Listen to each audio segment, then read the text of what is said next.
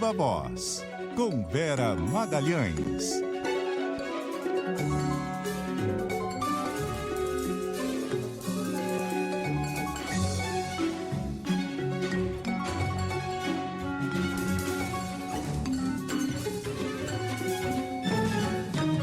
Vera Magalhães, muito boa noite, tudo bem? Tudo bom, boa noite, Débora, boa noite, Carol, boa noite, ouvintes, também quem nos assiste, Viva Voz no ar. Oi, Vera, boa noite. E vamos então a Brasília. A Isis Tassiarini está de volta para trazer mais informações sobre as medidas que o governo quer apresentar para tentar fechar o orçamento. Oi, Isa, boa noite. Oi, Débora. Agora boa noite para você e para todo mundo que nos acompanha. Como alternativa e a perda de arrecadação, com a medida provisória do IOF que caducou, o governo planeja agora mandar 2 projetos de lei separados aqui para o Congresso para tentar reverter essa derrota significativa. Um projeto é de controle de gastos e um outro é de aumento de arrecadação de receita.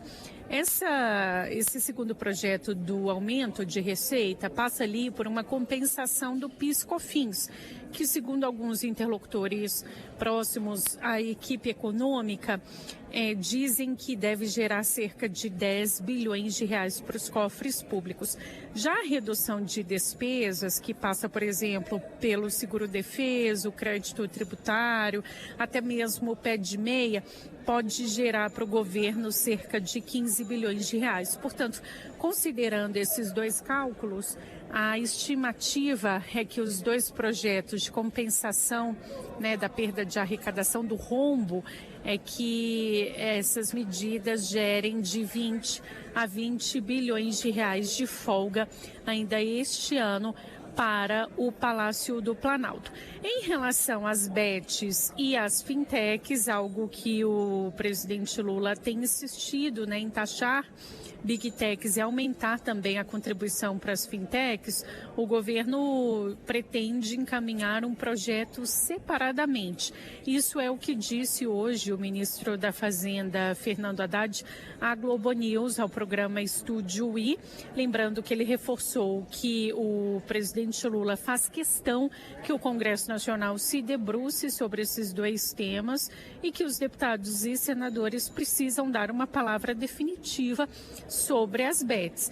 Fernando Haddad também destacou que no caso das fintechs, muitas vezes elas chegam a ser 10 vezes maiores que os próprios bancos e mesmo assim pagam uma contribuição diferenciada.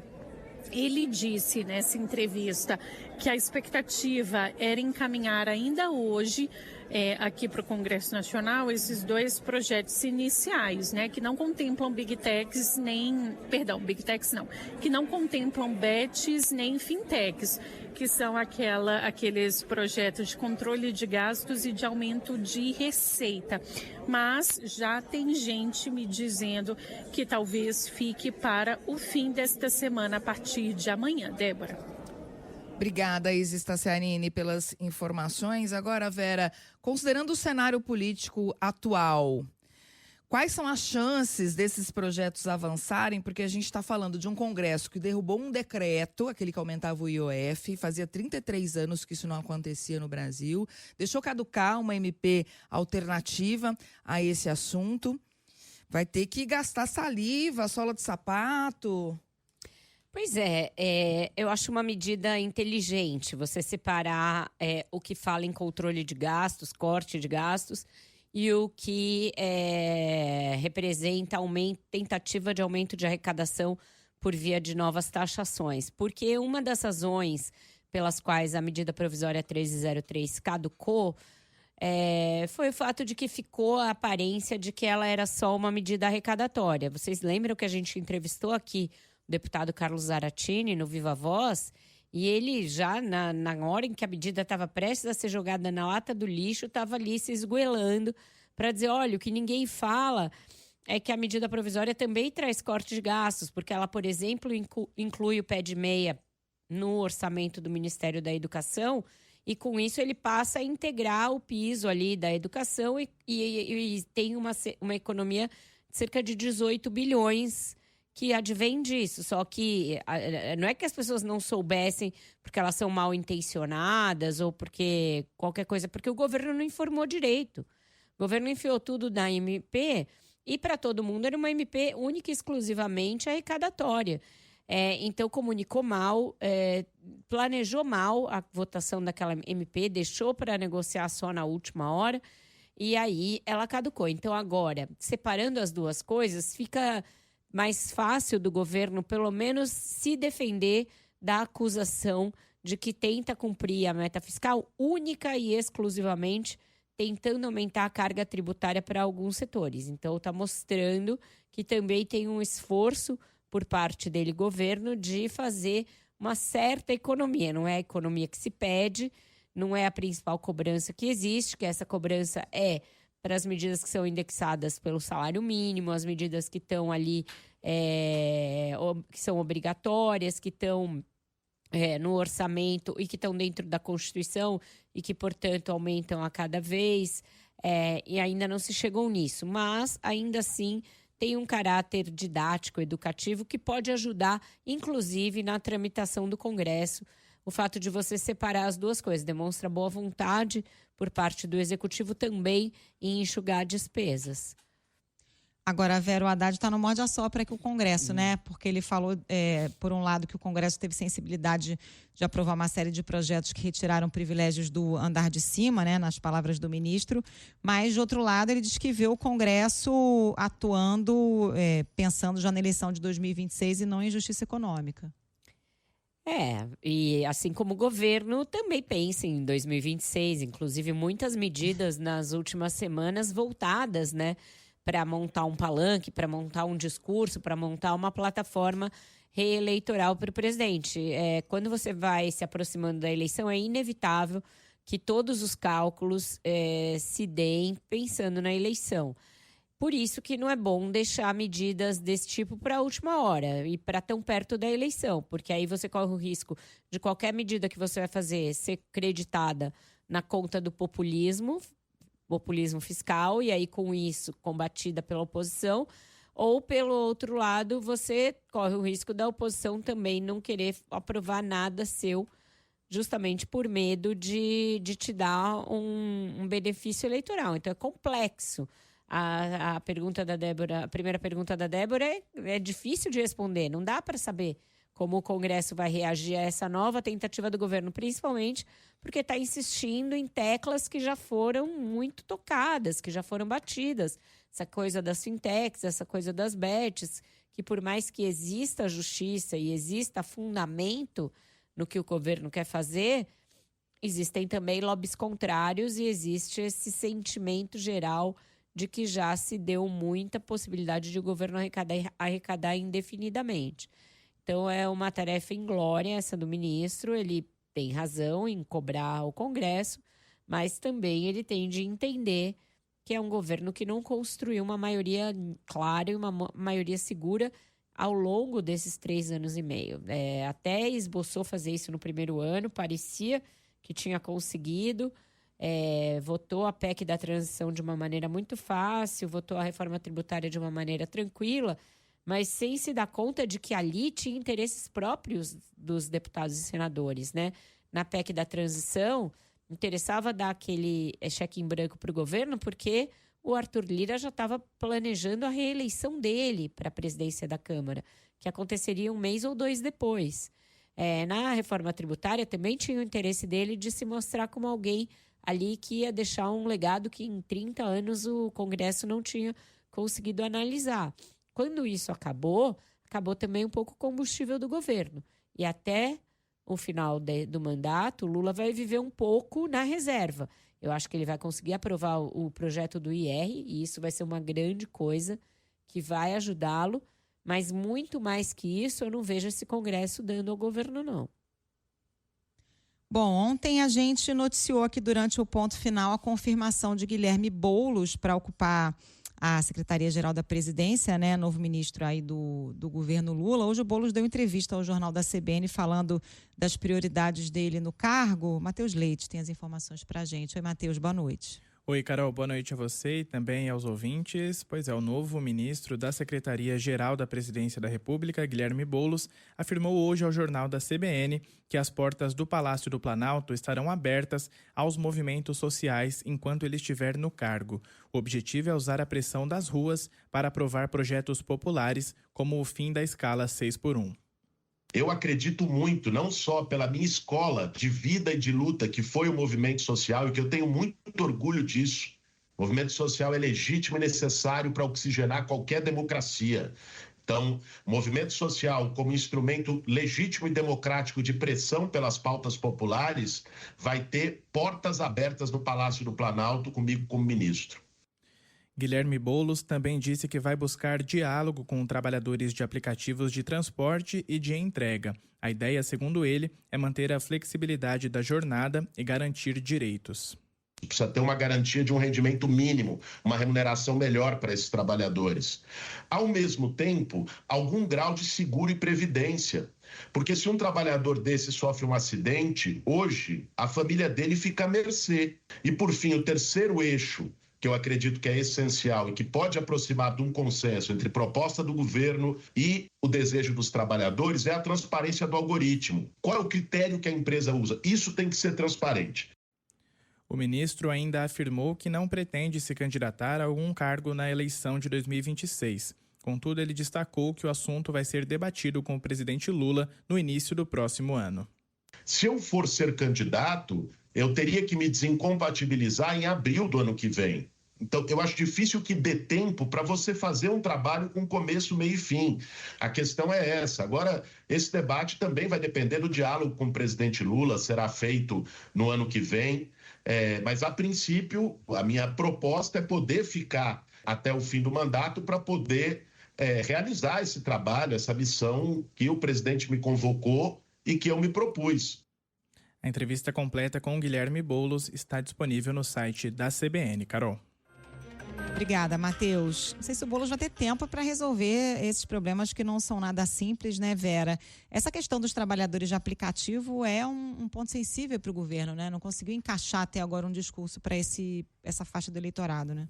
Não conseguiu. Hoje eu consegui aprofundar um pouquinho como é que está essa discussão, né? E como que o Boulos, depois de sofrer com esse tema na campanha de 2024, se aproximou dessa categoria dos trabalhadores de aplicativos, dos entregadores, e realmente construiu ali uma proximidade com esses grupos, aproximou uma parcela desses grupos do PSOL e depois construiu até um projeto de lei a esse respeito, que é um projeto que é diferente daquele do governo, que segue engavetado no Congresso, que seguirá engavetado, porque é um projeto que hoje me foi descrito como tóxico por uma liderança importante do Congresso. Disse, olha, esse projeto nunca vai ser votado, ele virou um projeto tóxico.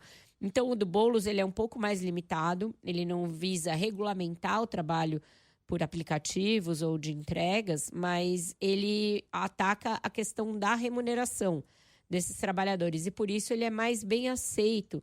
Mas é uma categoria super heterogênea, não dá para dizer que o Boulos fale com ela toda, até porque ela não tem uma representação sindical muito clara. É uma categoria em que existe muito trabalho atomizado, em que as pessoas não têm ali uma organização, não tem algo como parecido com uma associação para cuidar dos seus interesses. Existem algumas, mas que falam com uma parcela desses trabalhadores. Então, o desafio segue posto. Ele foi estudar o tema, ele se aproximou da categoria, mas ainda é um assunto um pouco espinhoso, principalmente porque existe uma inclinação à direita por parte dos trabalhadores aí que estão nos aplicativos, né? Eles têm um pensamento ali de que eles vão empreender, vão obter sucesso e que o melhor que o Estado tem a fazer é não atrapalhar o corre deles. Isso ainda é muito presente, ainda é muito detectado em pesquisas que são encomendadas, seja pelo governo, para tentar entender esse novo trabalho, seja por empresas que operam nesse mundo digital.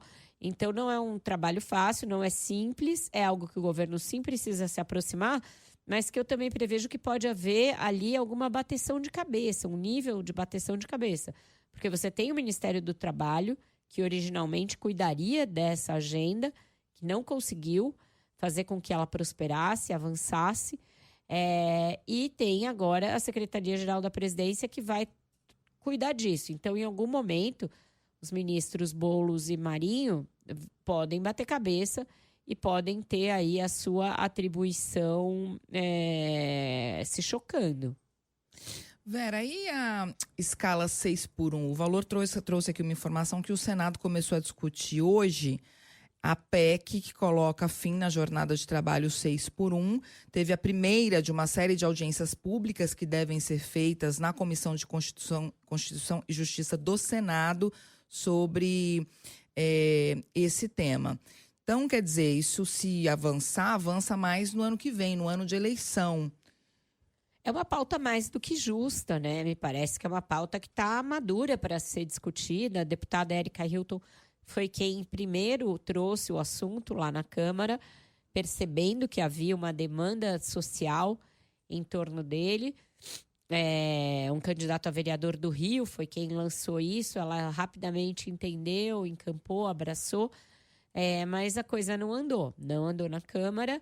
E agora existe uma tentativa de fazer com que o projeto avance via Senado. Eu acho que os impedimentos para que ele ande são os mesmos nas duas casas. Não vejo como uma seja mais sensível ao assunto do que outra, porque as duas são permeáveis aos mesmos lobbies, que vêm principalmente, nesse caso, do setor do comércio. É o setor que é mais refratário a uma mudança na escala 6x1. Então, é difícil, mas no ano eleitoral, deputados e senadores podem sentir uma pressão vinda do eleitorado para que se mexam e abordem o fim desse abuso que existe e tratem de realmente pautar esse tema. Talvez esse seja um tema de grande mobilização, né, da sociedade. Sim, a gente tem de ver se as grandes mobilizações dessas alas mais ditas progressistas da sociedade, né, mais à esquerda, se elas vieram para ficar ou se foi só um espasmo ali por conta da PEC da blindagem, e que a gente sempre lembra, né, aquelas mobilizações partiram muito dos artistas. Os artistas acabaram ajudando a impulsionar, catalisar, levar as pessoas às ruas. Não é em todo o assunto que a classe artística vai se mobilizar da mesma maneira. Então, era necessário que os movimentos sociais e os partidos de esquerda voltassem a ser os impulsionadores dos grandes atos de rua. E até aqui, a gente ainda não teve uma prova dos 9 de que a esquerda, sozinha, pelos seus canais ali tradicionais, né, de mobilização, sindicatos, centrais sindicais, ONGs e movimentos sociais, vai conseguir repetir grandes manifestações capazes de novo, mudar o jogo em Brasília, como aconteceu no caso da PEC da blindagem. No caso da escala 6x1, talvez seja uma pauta que consiga, inclusive, ultrapassar esse limite, né, enfim, dos movimentos sociais, dos eleitores de esquerda. Acho que é algo que tem um potencial de mobilizar mais amplamente o trabalhador em geral, né? Trabalhador em geral e as pessoas irem às ruas reivindicar. Mas precisa que aconteça essa mobilização. Já houve tentativas, até ganhou muita atração nas redes sociais, apoio de pessoas, de expoentes aí do mundo das artes, da academia, etc. Mas é aquela mobilização de redes, né? A gente viu no caso da PEC nascer nas redes e ir para a rua. Ainda não demos esse passo em que o movimento nasce na rede, cresce, ganha ali uma musculatura e vai para a rua com a mesma força, gerando imagens capazes de sensibilizar os senhores deputados e senadores, porque é só assim, com a rua mobilizada, que deputado e senador entende que precisa virar alguma chave, né? Muito bem, a gente faz agora então um intervalo. Na sequência tem Repórter CBN, depois a gente volta com mais Viva a Voz.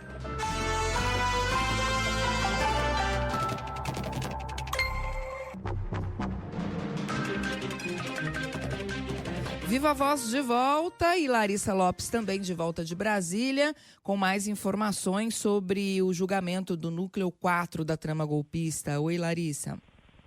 Oi, Débora. Olha, formou maioria para condenar os réus do núcleo 4, esse que é conhecido como núcleo da desinformação. Mais uma vez, o voto que deu maioria foi da ministra Carmen Lúcia. O voto dela também foi o que condenou o ex-presidente Jair Bolsonaro e os outros réus do núcleo 1, que foi o primeiro a ser julgado aqui na primeira turma do STF. Então, com a maioria, Carmen Lúcia e Cristiano Zanin seguiram o relator, que é o ministro Alexandre de Moraes. Teve o voto contrário apenas de Luiz Fux e agora vota o presidente da primeira turma, que é o ministro Flávio Dino. Então, 3 votos aí. Já temos maioria aqui no Supremo Tribunal Federal. O voto que mais demorou, assim como da última vez, foi do ministro Fux, só que bem menos, né, que da outra vez, que durou 13 horas, hoje foram 3 horas, e ele foi o único que se mostrou contrário à condenação desses réus. Ele votou pela absolvição, disse que não há provas e indícios de tentativa de golpe de Estado. Também falou que a minuta golpista encontrada não chegou a ser publicizada e que as conversas entre os réus sobre suposto golpe eram apenas trocas de mensagens privadas.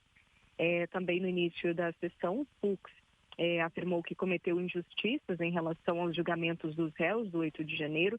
Disse que seu realinhamento não significa fragilidade de propósito, mas sim firmeza na defesa do golpe, na firmeza na defesa do Estado de Direito.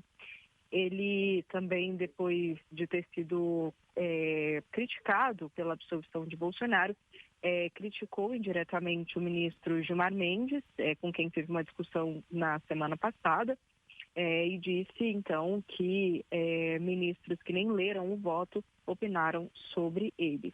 Então, agora tem maioria para condenar Ângelo Martins de Nicole, também Giancarlo Gomes Rodrigues, Guilherme Marques de Almeida, Marcelo Araújo, também o coronel do Exército Reginaldo Vieira de Abreu, e em relação ao presidente do Instituto Voto Legal, Carlos César Rocha, os votos foram pela condenação parcial apenas. Segundo os ministros, não há provas suficientes em relação a golpe de Estado e destruição de bens. Mas ele foi condenado, então, por organização criminosa. Débora. Larissa, boa noite, a Vera. O ministro também anunciou que está de mudança para a segunda turma, é isso? O que houve? Ficou sem ambiente na primeira turma? Oi, Vera, boa noite. Pois é, na verdade, ele enviou hoje um ofício para o presidente da corte, Edson Fachin, Vera. Ele não chegou a anunciar ou fazer alguma menção aqui no plenário da primeira turma, mas ele enviou esse ofício dizendo que tem interesse em compor a segunda turma do Supremo, considerando a vaga aberta pela aposentadoria de Luiz Roberto Barroso. Então, o Fachin vai analisar esse pedido de Fux, que acontece justamente em meio a esses julgamentos dos núcleos da trama golpista. Ele que tem tido os votos vencidos, né, sempre votando até o momento pela absolvição, mas mesmo assim, tanto no primeiro núcleo quanto esse, os réus todos foram condenados e, diante dessa falta de clima aí, ele pediu para ir para a segunda turma. Obrigada, Larissa, pelas suas informações. Eu conversei com o ministro a esse respeito antes mesmo da mudança. Perguntei, será que com a aposentadoria do ministro Barroso, o ministro Fux vai pedir para mudar para a segunda turma? Isso é comum quando tem uma vaga e algum ministro não está muito confortável na turma em que está. E aí me lembraram que na segunda turma está o ministro Gilmar Mendes, com quem o Fux acabou de ter um entreveiro público. Eles bateram boca no cafezinho do Senado no intervalo, na hora do lanche, na semana passada, não faz muito tempo. Então, a torta de climão pode prosseguir também na segunda turma. Pode ser que ele se mudando, as coisas não melhorem muito. O que vai acontecer é que ele vai ficar longe dos julgamentos da trama golpista. E ele fez esse desabafo de que a consciência dele já não permitia seguir com o entendimento anterior, que foram julgados vários casos em que ele agora acha que o Supremo cometeu injustiças, que o realinhamento dele não significa que exista uma fragilidade de propósito, mas sim uma firmeza na defesa do Estado Democrático de Direito, etc. Então pode ser que ele diga que está mudando de turma para não ficar eternamente vencido nessa questão do julgamento da trama golpista. Mas o ambiente não necessariamente vai ficar muito melhor do que na primeira turma para ele. Aí, nesse caso, Vera, o ministro que vai ser indicado pelo presidente Lula vai para a primeira turma. É isso. Se o presidente, né, se o ministro Fachin deferir o pedido de mudança, então ele migra e aí o futuro ministro entra numa vaga aberta ali na primeira turma e, portanto, vai julgar a trama golpista se é impedido, enfim, se não tiver...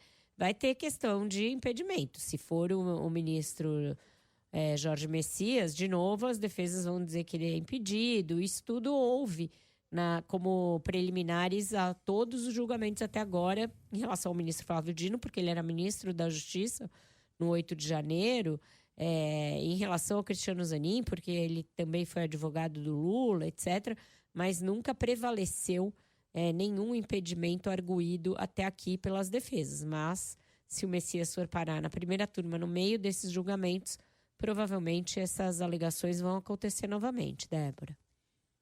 Bom, e a definição aí do nome do novo ministro do Supremo vai ficar, né? Deve ficar para depois da viagem do presidente Lula ao exterior.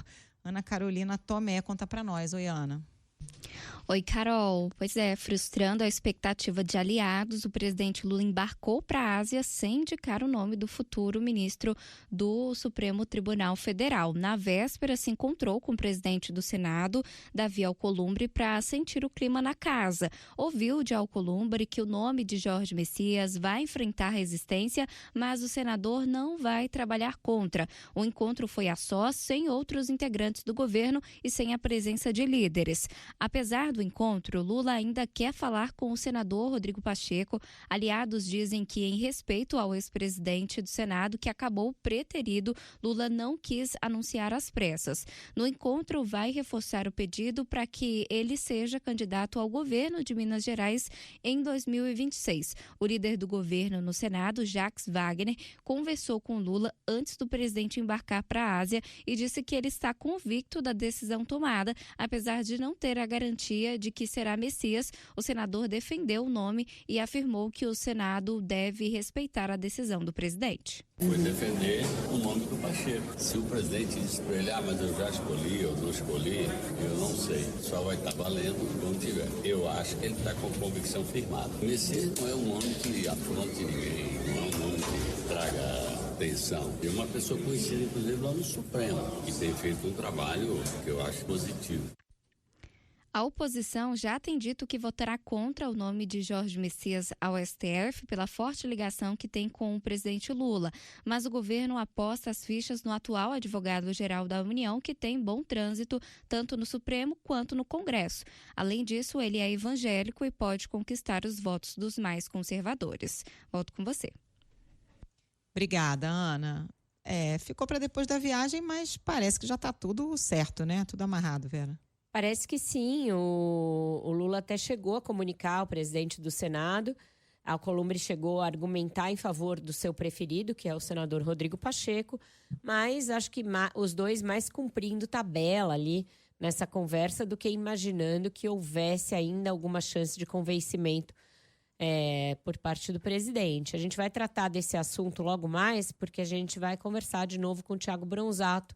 Acho que a gente pode fazer nosso intervalo aqui, você fica com o noticiário da sua região e a gente volta já já com ele, já passando ali em revista todos os assuntos do dia. Não sai daí. São 6h47, o Viva Voz está de volta, já está na linha com a gente. o coordenador, o diretor da sucursal de Brasília do Jornal o Globo, Thiago Bronzato. Boa noite, Thiago. Boa noite, Vera. Boa noite, Débora. Boa noite, Carol. E boa noite aos ouvintes. Prazer estar aqui com vocês. Boa noite. Oi, Thiago. Prazer é nosso de receber você quando tem tanto assunto para a gente dissecar, Thiago. Bom, ontem houve uma conversa entre o Lula e o Davi Alcolumbre. Se esperava que ele deixaria a indicação para o lugar do ministro Barroso no Supremo antes de viajar. Isso não aconteceu, mas pouca gente acredita que isso se deva ao fato de que ele ainda tem alguma dúvida, né, Thiago? Está tudo mais ou menos encaminhado para que o futuro ministro do Supremo seja mesmo Jorge Messias. Como é que foi o tom dessa conversa? E existe ainda alguma margem para a mudança?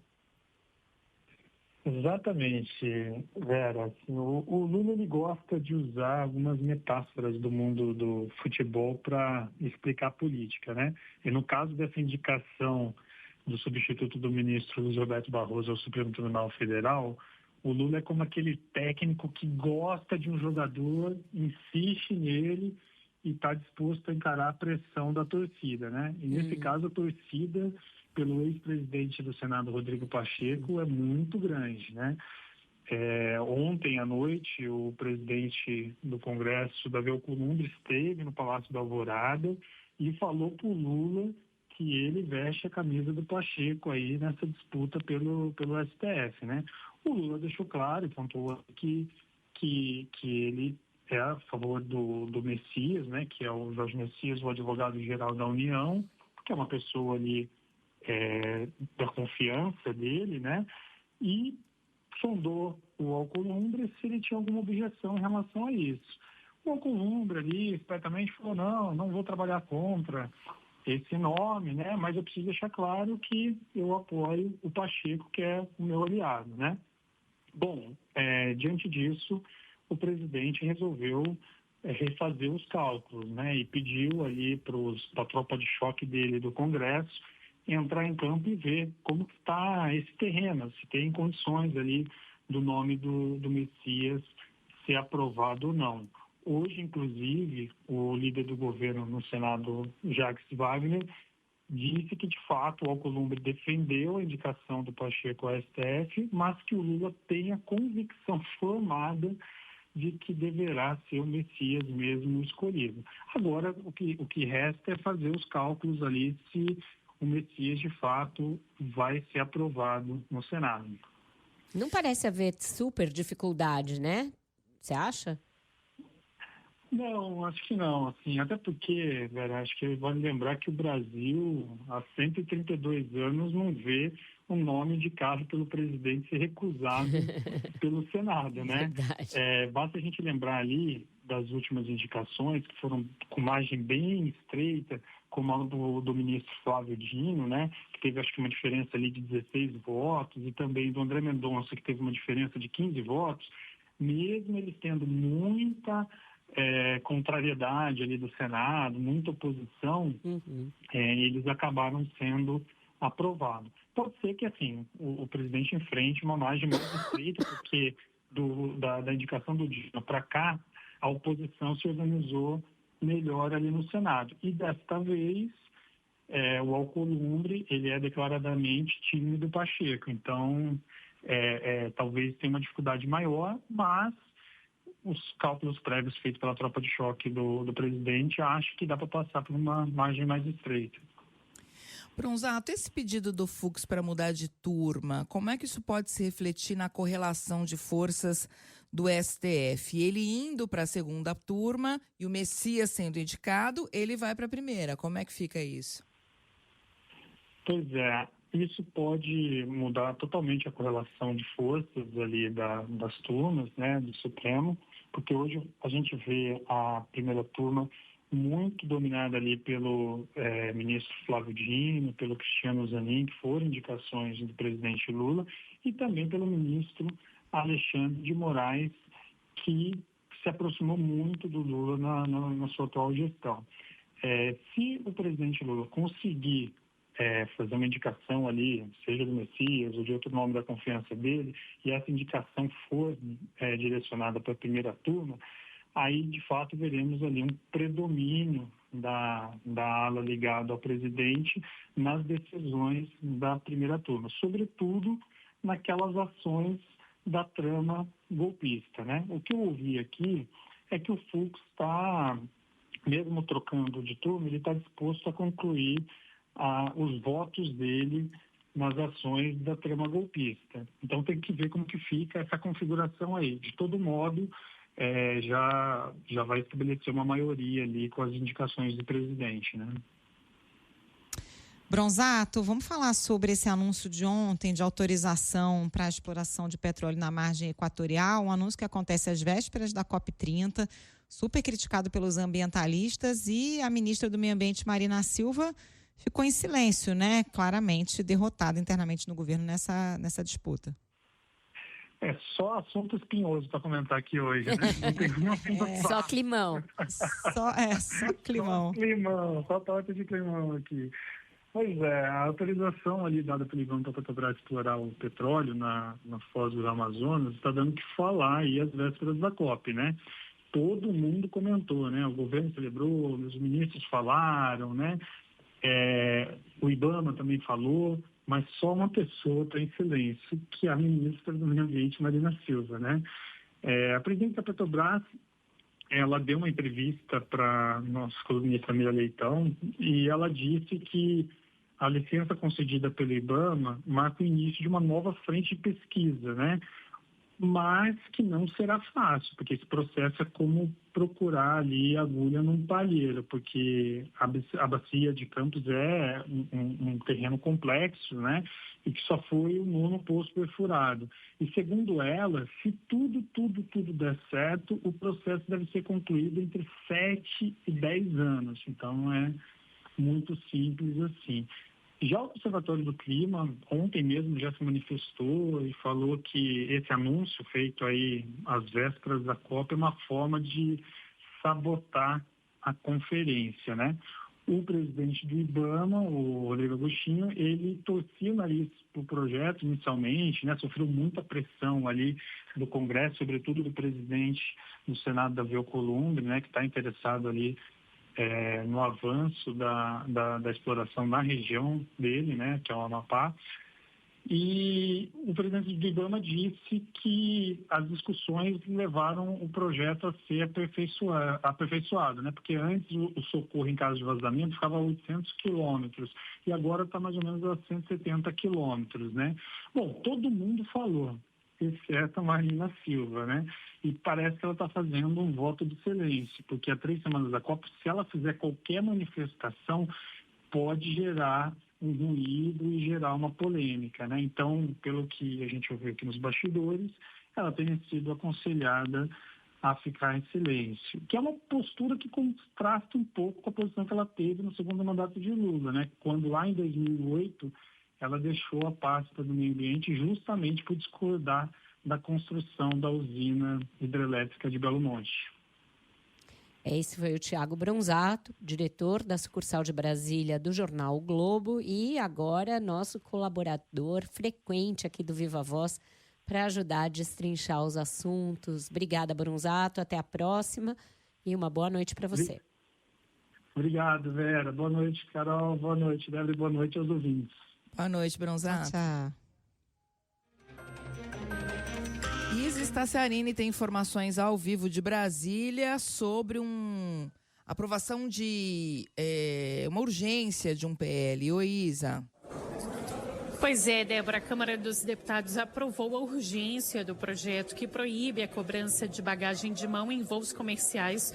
A votação, portanto, faz com que o texto possa ser apreciado direto em plenário, sem passar por comissões. A expectativa é que o mérito da proposta seja votado na próxima semana. O presidente da Câmara, Hugo Mota, afirmou que a medida é uma forma de frear o abuso das companhias aéreas por cobrar a bagagem de mão. Ele destacou ainda que está pendente no Congresso desde 2022 a votação sobre o veto referente à cobrança de bagagens. Lembrando que em 2022 os parlamentares aprovaram uma emenda à medida provisória que proibia as companhias aéreas de cobrar qualquer taxa por bagagens de até 23 quilos em voos nacionais e até 30 quilos em voos internacionais. No entanto, a medida foi vetada pelo ex-presidente Jair Bolsonaro. É com você. Obrigada, Isa, pelas informações. Agora o Hugo Mota vai ficar bem na fita, né, Vera? Porque 11 em cada 10 pessoas reclama dessa discussão sobre as bagagens, até porque as passagens nunca ficaram mais baratas, né? Nunca chegaram a ficar mais baratas. E, bom, enfim, se tivesse a possibilidade de você não poder carregar nenhum item, como é hoje, realmente seria abusivo demais, até mesmo em voos internacionais. Quer dizer, quem é que vai viajar para o exterior e não leva nenhuma bagagem, não tem direito a levar nenhuma bagagem? Isso é um absurdo. Nos Estados Unidos, essa cobrança é mais disseminada, é mais comum você ver cobrança por bagagem despachada, mas, enfim, bagagem de mão é algo que está sempre assegurado, mesmo nas empresas low cost mais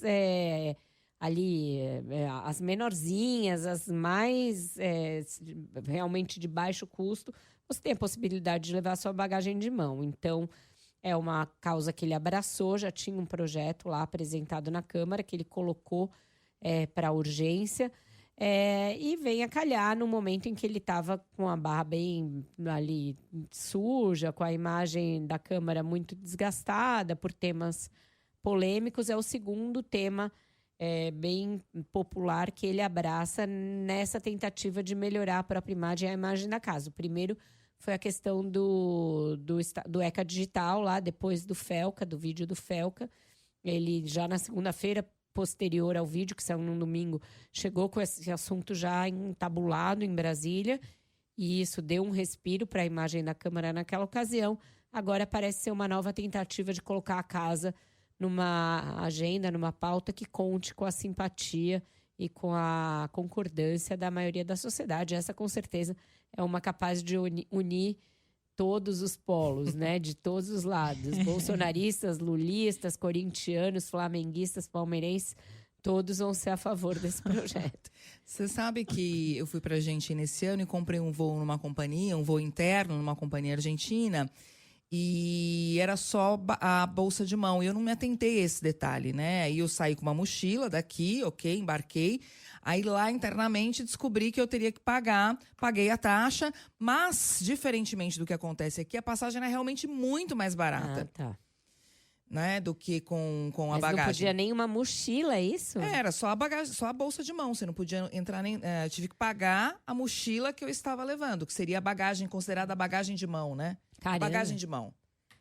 Não, isso nunca me aconteceu. Eu já fiz esses voos, assim, no exterior, voos bem curtinhos. Sempre tinha a possibilidade de levar uma mala de mão. Mala despachada, aí não tem conversa. Você tem que pagar, mas mala de mão, não. Vamos ver, é um bom projeto, eu sou a favor. Unifica o país mais do que evidências. Isso, pacificação do país vai vir por aí. Valeu, Vera. Beijo, até amanhã. Até amanhã, gente. Um ótimo jornal para vocês. Tchau, tchau. Beijo, Vera.